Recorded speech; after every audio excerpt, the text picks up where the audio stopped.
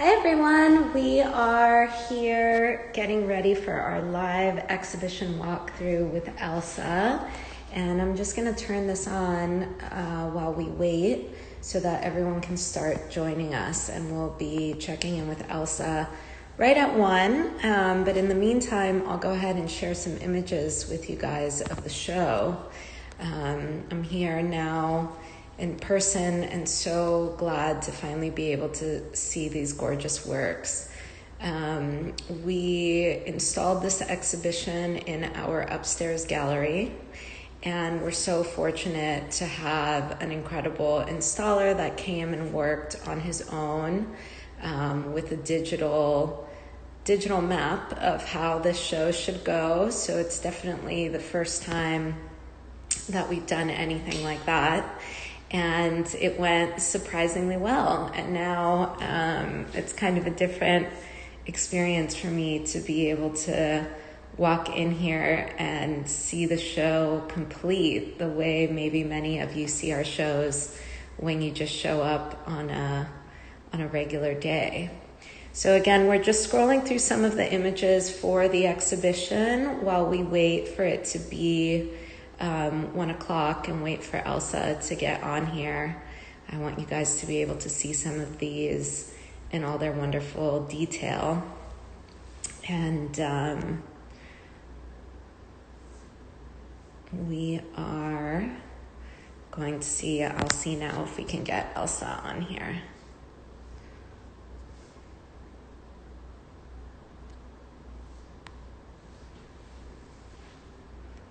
All right, so we'll keep scrolling. This is definitely a favorite piece, babies. And what you're seeing in the sort of live walkthrough is one of the larger works in the show. And there are 2 of these bigger quilts that incorporate many of the smaller pieces. And obviously we couldn't photograph every single detail of it, but while we wait for Elsa here, we can look at some of this kind of stuff. You can get some eyes on it. And let's see if we can get Elsa on here. So hang on everyone, I'm just gonna send her a little text and we'll be right back in a couple of minutes. All right, so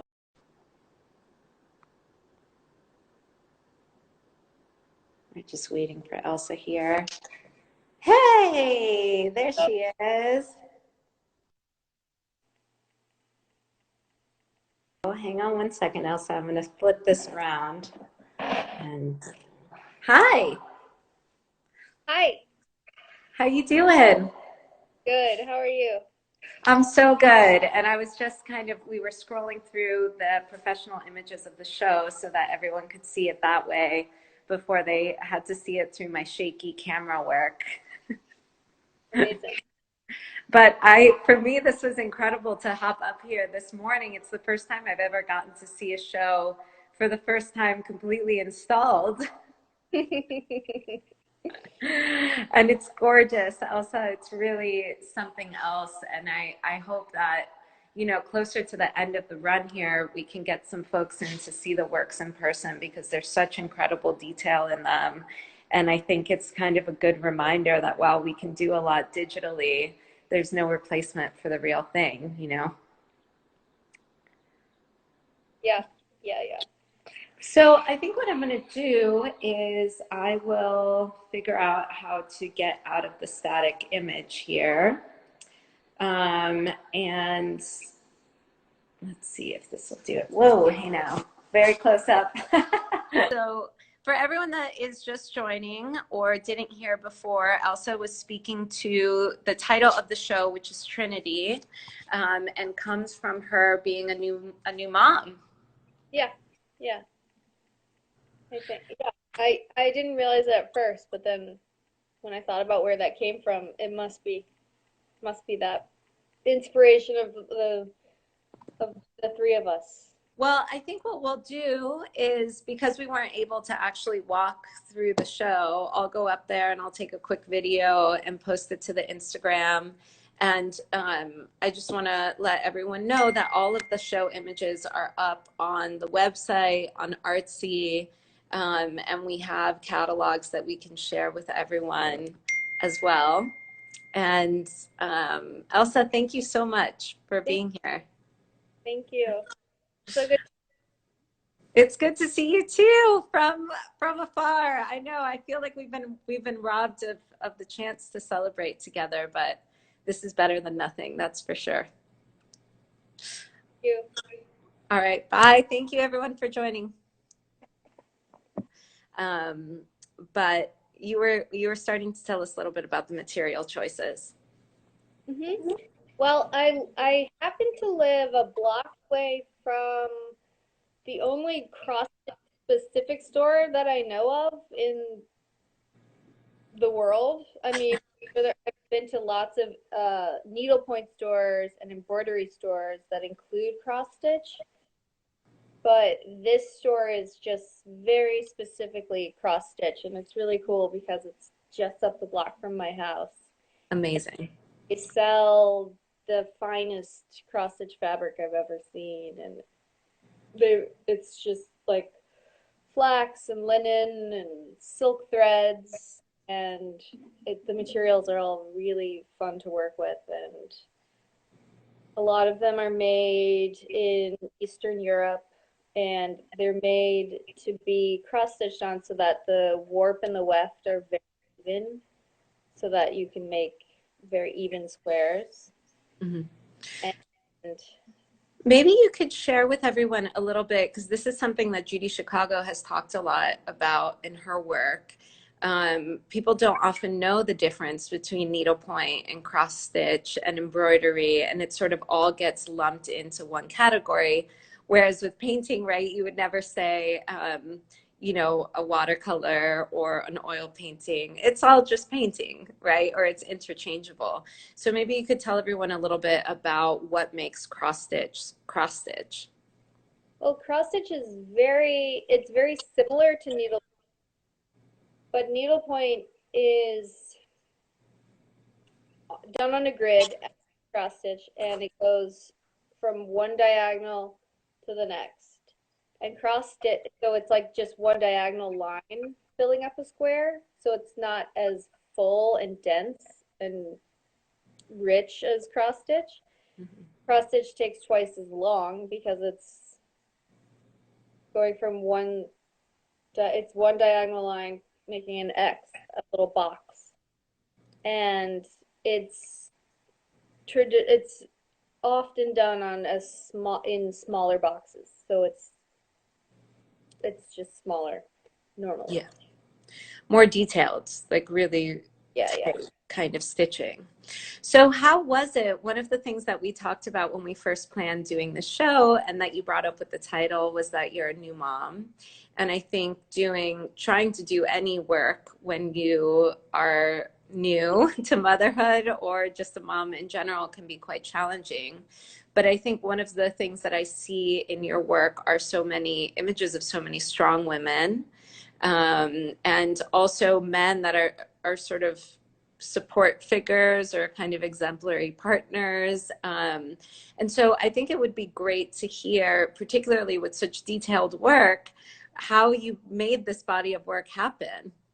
Well, it was very difficult, and I'd like to also say, like, aside from trying to get any work done, just being a mom, that part is I found extremely difficult. I mean, I love it and it's the greatest joy, but I have so much respect for mothers and fathers, and just it's a lot of work. And that's where the Sisyphus piece came from, because all I knew to do at first was I just kept stitching Sisyphus over and over again. There was a musical group called Xylurus White that asked me to do an album cover for them, to stitch Sisyphus for their album cover. And so I stitched one for them. And then I just kept stitching it because it felt so emblematic of early motherhood. It felt just like every day felt so hard. I think mainly from the lack of sleep. I was really, really affected by that. And I could only stitch like one Sisyphus a day at best for Wow. time. And I'm trying to find a far away image of this piece because we're looking at, we're seeing the detail of it, right, in the screen. Do you see that there? yeah, Okay, so let me see if I can get, so people can really understand the scale. Um, there's an image of the piece on the wall, so you can get a sense if it's one Sisyphus a day, how involved this is. And then also in this one, you can see it's sort of cropping it out strangely, but you can see that there's other fabric quilted into the piece as well. And I posted this the other day because I was just thinking, you know, this is sort of how all of us feel right now, right? Like we have no idea. You know, people keep saying it's Groundhog Day or, you know, we don't know what the future is, all of this kind of stuff. Um, and and yeah, I mean that's definitely the feeling when you're trying to homeschool your kids or feed your baby and do work and stay focused and all of that. yeah. Um, Husband suggested changing the title to "Together We Can" or something like that. Because yeah, yeah, I think it's very reflective of everyone always, but things are especially heightened right now. totally. I also think there is something for me in this body of work that feels so comforting right now. And I think that it was really great to kind of look at these images of something that has so much of your hand and your effort into them. And fundamentally, we are not only connected through culture and, you know, intellect, but also through the way we share each other's labor. You know, like we have great friends that have been making us bread because we haven't been able to find bread.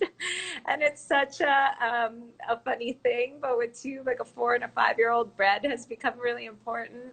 And it's so valuable to us because of the labor. And I think in your work, there's something so remarkable about looking at a piece like um, let me pull up another detail so that we can look at, you know, like this I loved. And we have friends that know Kelty. I can't figure out how to scroll this thing to the left or the right. But maybe speak a little bit to the labor side of it, because I think there is something clearly a lot of you in all of these works in a very kind of meditative way. Well, that's something that I've I guess because I am sort of self-taught cross stitcher with not as much perfectionism or patience as many. It's always been obvious the work has been shown, and it's something I learned from working with Tom Sachs as well. Is like show the work, let it be known instead of hiding it under perfectionism. And there's a lot of freedom and expression in that. I always love the way that looks when you can see the labor involved. I think it's more meaningful. Totally. Tell us a little bit about your career and your background and how you got to making and showing these objects, what other artists you've worked for, and sort of who you look at. There's so many references in the pieces, and I'd love to hear, you know, who you're thinking about when you're making these objects and who you've been directly influenced and kind of surrounded by. Um, well, I started just cross stitching and embroidery as a weekend hobby, and then became obsessed with it and made my first quilt. And uh, I guess it was sort of a epic quilt that needed to be shown, and that sort of I was working with Tom Sachs at the time, and he showed it. He let me show it at his studio, and um, the guy, Hugo Nathan, was running Dickinson Gallery at the time, bought it and wanted to do a show, and it sort of went from there. Amazing. And so who do do you find yourself looking more towards kind of historic craftsmen? Do you find yourself looking more at contemporary objects? I'm going to assume that you're probably going to say both, but I'd love to hear a little bit about who has influenced you, like what works you think about when you're making these pieces. Um, well, I think it's very specific towards the piece, um, and what I've been watching, reading at the time. I like to make lists and lists and lists of people that need to be together, and I look back at them and I edit them and I lose them, but sometimes certain characters will come back again and again, and I'll like I've there yeah, there's certain characters that I've been meaning to stitch for a long time. Some that just sort of come up that day that I'm stitching And based on. are you thinking of them? They feel very much like portraits, almost in a caricature way. Like I love this, I love this, and then if people can sort of zoom in to the Louise Bourgeois in the middle there with her spider. They're so each one has these really wonderful specifics about the person. The little red suit on this one. You Do you know the story of Ray John, why he's swimming? say that again? The audio cut out for a second. The I guess I don't know if everybody knows the Ray Johnson swimming story, but I was really moved by that. Do you know how Tell us the story. he I just think it's so beautiful. He was getting older and his method of moving on to the next life was to just swim away, and he was never seen again. And I just have always been very taken by that method of moving on. Yeah, there's a grace in that for sure. And it's not unlike the sort of Sisyphus character too. This one, here's a better image so people can see the name and everything in it. And this is one of my favorite details. I love when the work um, references these other artworks and you can see them in such great detail. I love stitching tiny paintings. They're really fun. Do you feel that the figure will always be part of the work in this way, that it will always be a kind of portraiture, or do you see yourself sort of expanding the subject matter? Um, I'm not sure. I've thought about it, and I have like gone there a little bit, but I do love portraiture, so I kind of like it. Were you making work before you started with the cross stitching? No, no, I was doing a career in outdoor recreation, I think. Okay, I was, yeah, just an urban park ranger at Fort Greene Park. And amazing. and Yeah, then, so it's really media specific for you. Like you see, I love that you said you became obsessed with it, the idea of cross stitching. yeah, yeah, Amazing. a bit addicting. Yeah, for sure. I'm just taking a peek at the time here. So tell us what else, how is the experience for you of having a show up that you're not here to see? Is this very strange? Is this the first of this? Yeah, I think it's very strange, and I think it's amazing that you were able to still do it. I think it's just so badass. Like Oh. I thought, for no way, but There's so many people that haven't been able to continue with their shows, and it's really devastating when you work sometimes years towards a project and then can't do it. So hopefully, we can have a time when people can come and see the show in person, and in the meantime, we can at least share the images. And I think the question that kind of comes to my mind, thinking about people experiencing this digitally, um, how do you feel about that? Like, particularly with the larger quilts, they're so tactile and so kind of warm, and the quilt is an object that you sort of like inherently want to touch and be with. Um, do you think, what parts of it do you think are sort of lost, and what parts do you think are still present, despite the way we're showing it? I mean, I think it's awesome to be able to look at art during this time of isolation. And of course, there's so much lots. The way the light hits the thread, and especially with the quilts, the all the hand stitching that you can see that you just can't see visually. Just, Yeah. but the detail shots you guys, I mean, the detail shots you guys got great. We were lucky to get the photographer in there too. And I just want to share some of these ones that we snapped, that aren't going to be available on the website, because all the professional images will be on our website. And I just want to tell folks too that if they, want to FaceTime or want more images, to just reach out, and we're happy to do that. I love this one, and I love the fabric that this is stitched on. Oh, I love that fabric. I got it at an embroidery store. Amazing.